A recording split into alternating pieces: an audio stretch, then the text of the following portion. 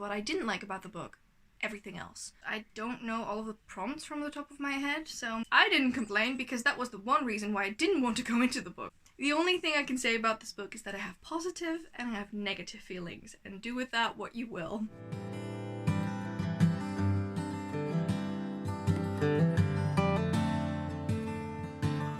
Hello lovely bookworms, I'm Esmay from Paradise Pages on Instagram and also on Twitter, and welcome to a new video. It's really weird to sit down like this. It's been quite a long time since I've actually sat down and did a video like this. I have been vlogging, so if you wonder what is going on with me and why I haven't been sitting down and filming videos, I'll link my video up top where I get my new teeth. Or at least my temporary new teeth, because they're already different from the ones that I got in that video, but that's beside the point. That said, I did still want to film my wrap-up because I'm doing the Game of the Books and I want to see how I'm doing TBR to TBR, and I want to share that with you guys. So I'm here with my wrap-up for April. I know it's very late, but I thought better late than never. So let's just get into the books that I have read this month. I have replaced one book of my Game of the Books TBR, but kept within the rules that I needed to follow, so let's just get into them. So the first book that I read, and I'm going to try to get all of the prompts right, but I might mess up some because this is also my Owls wrap-up, and I hope that I can actually remember all of them, or at least remember them correctly, but we'll see. So the first book that I've read this month was Tales of Beedle the Bard by J.K. Rowling. I actually got a prompt where I had to read a book lower than 200 pages, and I think then the one for the Owls was lower than 150, something along those lines, and considering this one is about 100 pages, I doubled this up and it was actually perfect for both prompts. It was easy to read. I loved going into those stories again. I do have to say that I think my favorite now, apart from The Tales of the Three Brothers, which is one of my favorites, I also really liked Babbity Rabbity and Cackling Stump. I really liked that one. I also really liked the title. And in general, I just loved rereading these. I have read them before, obviously, but yeah, it was so much fun. Also, as I mentioned, I don't know all of the prompts from the top of my head, so I'm gonna attempt it, but we'll see how that goes. That said, let's just get on with the book that I've actually replaced. So one of the books that I had on my TBR was, at first, Illuminae, because one of the prompts that I got from the cards was read a book with a single word title. Then I chose Illuminae because one of the prompts I thought for the Owls was read a book that starts with an I. Then I realized it was actually read a book that starts with an M, and I chose Markswoman. However, I started Markswoman and realized that I wasn't in the mood for that at the moment, and I still really wanted to complete that prompt, both of those actually. So I read Memories by Lang Liaf. This is a selection of poetry by Lang Liaf. I have read this before, but this is by far my favorite from hers. I absolutely love it, and considering it starts with an M and it is a single word title, I thought it would be perfect to replace Markswoman with. I am tempted to read Markswoman somewhere soon, so once I do, you will see that in my reading vlog and also in my wrap-up, obviously, once I finish it. But that is the second book of the month. Then the third book, I think, if I remember correctly, was The Challenge by Femke, because she actually challenged me to read Illuminae, and then I went to her and I was like, I can't read it because I don't have the book, and the prompt is different, and please! So I actually talked with Femke back then, and she said, you know what, you can read The Beautiful. So I read The Beautiful by Renee Audier. This is also for the prompt, I think I had a wild card in there, and I read this for my wild card, and I can't say that Renee Audier ever disappoints me. I just really like her writing style. I do definitely have to say that this is not my favorite book of hers. That will always and forever be The Wrath and the Dawn. It doesn't matter what she writes. It will always be that book. But I have really enjoyed it. The reason why I held back reading this was because it is about vampires. And the amount of vampire-isms in here is literally an all-time low for a vampire book. So I was having fun with it. I know that a lot of people complained about that because they went in wanting vampires, but I didn't complain because that was the one reason why I didn't want to go into the book. So I actually really enjoyed it. I loved our main protagonist, Celine. That said, I do have to say that some things in the book were not necessarily for me, but I did really, really enjoy it. I do have to say that the ending broke my heart, and I should have waited for The Damned to be here, but I cannot wait to get my hands on The Damned and read the second book. Then next up, I have another double prompted book, and that is Nameless Queen by Rebecca McLaughlin, I think. I hope I'm saying that correctly. And that was for the prompt, read a recent release and read a book with a white cover, if I remember correctly. Also, if I'm saying things wrong, editing Esmay will enlighten you on the truth. If there's nothing on the screen right now, that means that filming Esmay had it right. That said, I did read Nameless Queen and I enjoyed it. I really enjoyed the idea behind this book. So basically, you have multiple casts, and our main protagonist is nameless. She doesn't have a name, hence why they give themselves nicknames. And she finds herself with a mark on her arm, making her the queen of this realm. I don't remember the name, hence Nameless Queen. That's also when everything goes haywire and the action starts, and personally I really enjoyed it. Something that did really surprise me about this book is that there was no romance whatsoever. Nothing at all. And it was enlightening, but I prefer my books with romance, so I didn't have really anything to root for, so to say. That said, I did enjoy it. It was cliche at times and predictable, but it was an enjoyable story, and I think it was a solid 3 stars for me. I didn't hate it. I didn't necessarily love it. I was just enjoying it. It's a good book. Good for in-between reading, very fast-paced, and yeah, it was okay. Though I would have wished a little bit more out of it, but, you know, we can't have them all. Then, speaking of double-prompted books, let's just continue on with another double-prompted book, and that's The Storm Girl by Kaeleen Josephson. I think this book was supposed to be for the prompt with a beak on the cover, and also read a book that includes a map.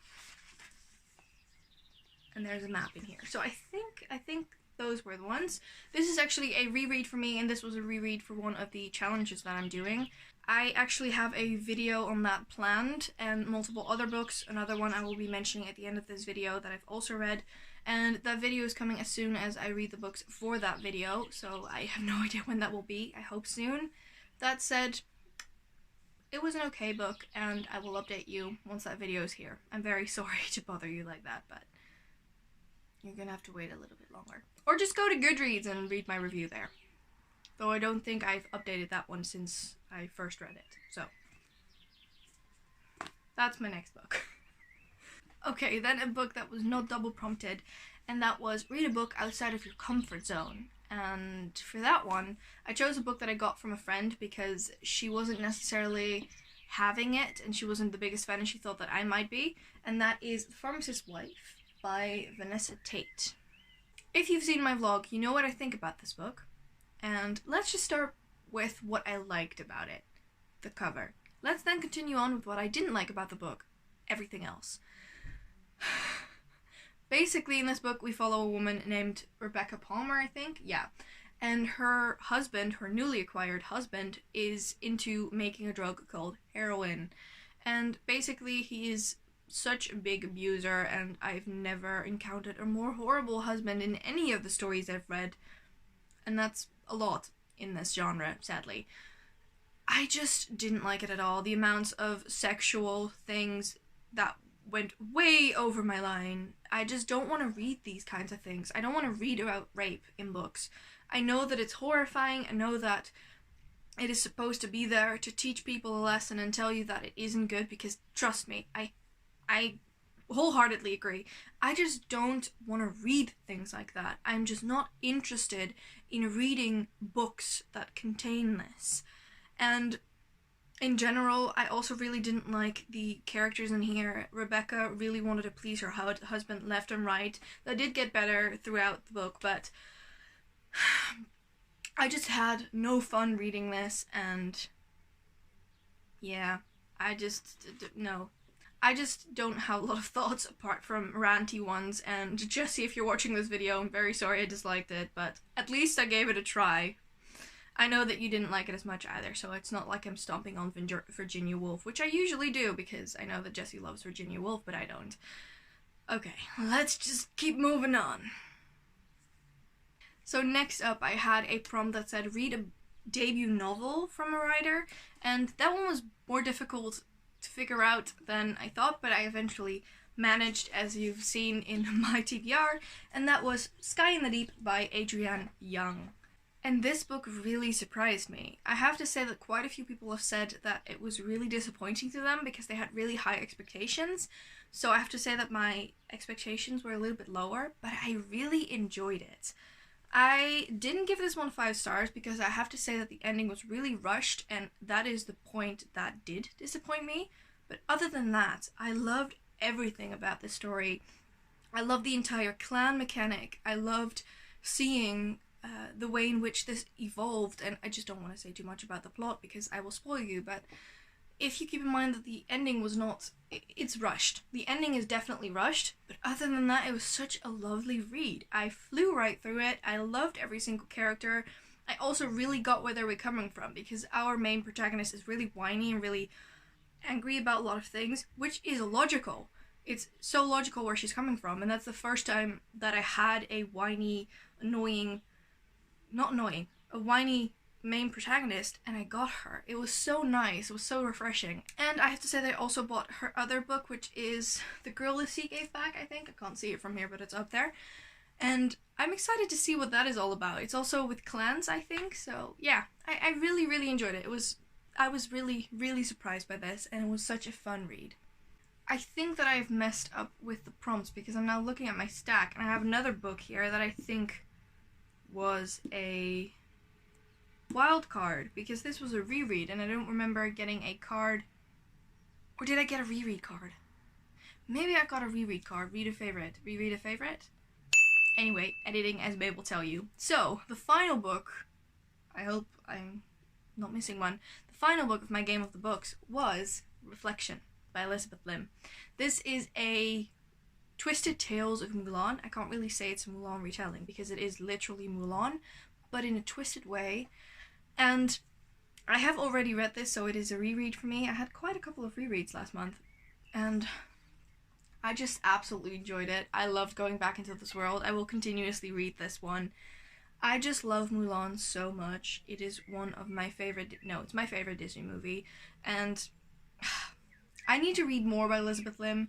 I actually know there's a new book out from her, which is also a twisted tale, I think of Frozen or Cinderella.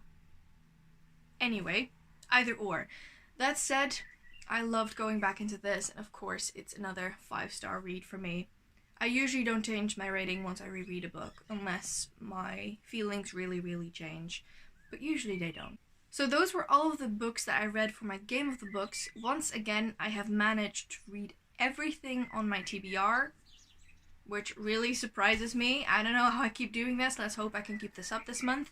That said, in addition to those books, because it was quite a hefty TBR last month, I actually read one additional book, and that one is also part of the video that is coming, like I mentioned with the Stormcrow, but I will quickly mention which book it was, and that is The Scorpio Races by Maggie Stiefvater.